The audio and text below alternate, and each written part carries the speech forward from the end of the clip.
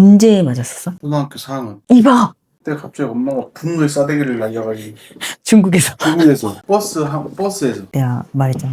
그 비트가족 오은영의 그 결혼지옥인가? 프로그램이 있어. 오빠는 안 보는 프로그램이야. 오빠는 보면 열받아서 못 보는 프로그램인데 우리가 예전에 이문숙녀 캠프를 되게 재밌게 봤었잖아. 도안하고 초반에는. 근데 그게 나중에는 너무 자극적이어지면서 우리가 그걸 못 보잖아. 그래서 나도 그런 프로그램을 싹 끊었었지. 근데 쇼츠 자꾸 뜨는 거야. 비트 가족이라고. 내가 아는 비트는 드랍 더 비트 이거밖에 없어.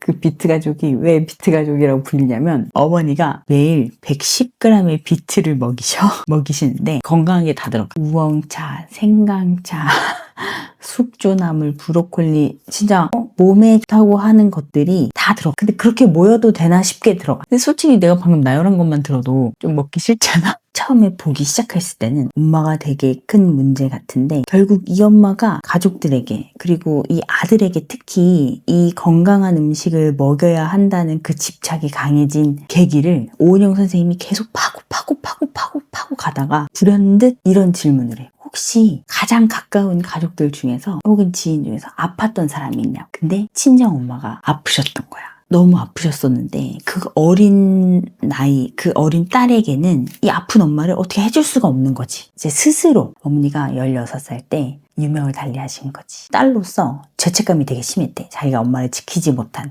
그 죄책감이 있다 보니까 내가 사랑하는 사람을 지켜야겠다는 그게 너무 강해져서 의사가 하지 말라고 해도 내가 그걸 안 하면 불안해서 못 견디는 거야. 내가 그 비트를 갈아서 이 아이에게 먹이지 않으면 못 견디는 거지. 당화혈색소가 아무리 높아도 공복 혈당이 아무리 높아도 그러면은 죽이나 가른 과일 음식 이런 걸 먹으면 안 되는데 그걸 계속 건강에 좋은 거니까 먹어라. 그래서 막 병원에 갔다 온 날도 막 싸움이 나. 그래서 나는 이게 엄마의 문제인 줄 알았어. 이 가족을 딱 멀리서 봤을 때. 근데 그 아들이 항상 엄마랑 막 안 먹는다 막 이런 걸로 싸울 때 아빠가 되게 큰 힘이 돼주거든. 아빠는 완전 아들 편이야. 그래서 아빠는 완전 정상이구나 라고 생각을 했어. 왜냐면 이혼숙녀 캠프를 봐도 보통 둘 중 한 명은 약간 더 정상인 것 같은 느낌이 나오잖아. 편집을 봐도.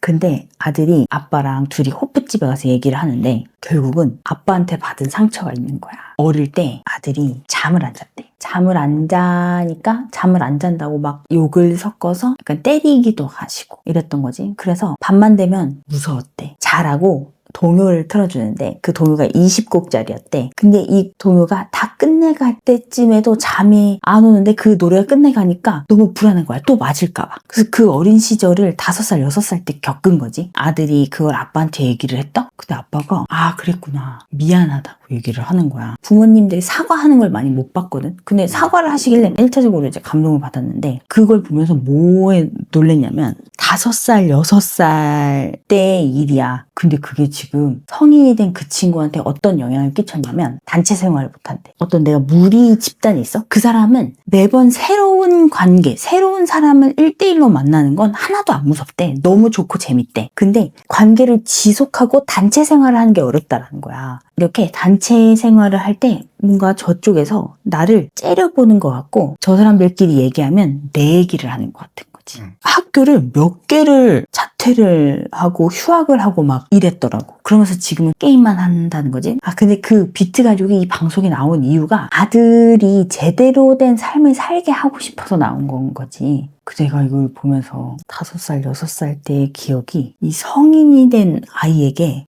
이렇게 큰 영향을 미치는구나. 부모님은 사실 기억이 안 나. 근데 아버지가 기억이 안 난대. 근데 어머니는 같이 울더라고. 자기도 기억이 나고 상처받았다면서. 좀 무서운 거야. 내가 김도아를 키우면서 내가 기억조차 하지 못할 어떤 감정을 통제하지 못한 채로 저 아이에게 화를 내고 뭔가 체벌을 하고 훈육이라는 단어 안에서 내 감정을 막 토해내는 그런 행위를 했을 때 그것 때문에 이 아이가 성인이 돼서 단체 생활을 못한다고 생각해. 어떤 삶의 어려움을 느낀다고 생각을 해봐. 그거 너무 무섭지 않아? 오빠 어릴 때 부모님한테 맞았던 적이 있어? 언제 맞았었어? 초등학교 4학년. 이봐! 초등학교 4학년이면 11살이지. 11살인데 오빠가 지금 40살인가?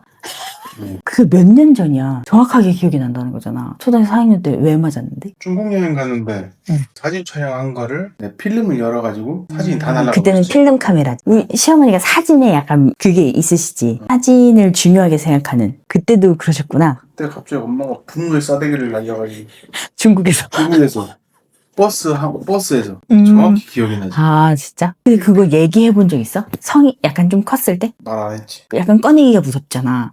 그 오은영 선생님이 그 얘기를 하더라고. 그걸 꺼낸다는 것 자체가 엄청난 용기가 필요한 거래. 그 아들이 그 호프집에서 아빠한테 그걸 얘기했다 그랬잖아. 엄청난 첫걸음이래. 그 첫걸음을 통해서 이 사회성이 좋아지게 된다는 거야. 사회성은 무조건 후천적이래. 이 경험하면서 쌓여나가는 건데 제일 중요한 건 첫 번째 경험이 뭐냐면 부모라는 거지. 부모님은 나를 대할 때 반가워한다 이거야.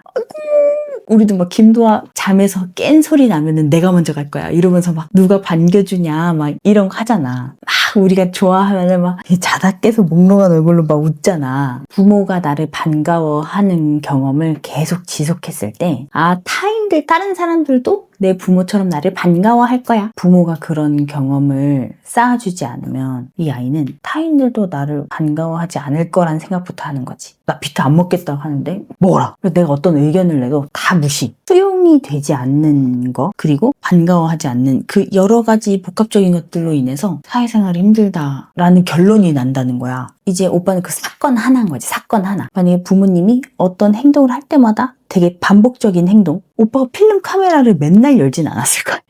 근데 어떤 그 사건 하나가 그랬던 거기 때문에 지금 뭐 일상생활이 불편하고 사회생활이 안 되지 않았던 건데 이제 그 사람은 이건 일상과 관련된 거잖아. 먹는 거, 일상과 관련된 거잖아. 그러니까 너무 이 사람 인생의 전반적인 걸 영향이 나오는 거지. 그래도 요즘 우리 도아가 11개월이 되니까 소리를 자꾸 지르잖아. 그러니까 나도 내가 이러다가 욱해버리면 어떡하지? 그게 계속 겁나. 근데 물론 이런 생각을 하는 사람은 그런 행동을 하지 않을 가능성이 높지. 메타인지적으로. 내가 이 아이가 어떤 이 세계관을 만들고 우주를 만드는데 엄청난 기여를 하는 사람이구나. 나의 이전의 트라우마, 어떤 이런 갈무리가 되지 않으면 이게 고스란히 아이에게 가는구나. 많은 생각을 했다 이거야. 그래서 이 육아는 진짜 정신 똑바로 붙들고 해야 되는 거야. 그러면서 나는 절대 때리지 않고 반복적으로 똑똑한 훈육을 해야겠다라는 꼭 생각했어. 나는 맞은 적이 없다고 맨날 얘기하잖아. 부모님한테 맞은 적이 없다고. 말하기 싫어졌어. 졸려. 잘 키워야 되지 않을까? 이렇게 끝.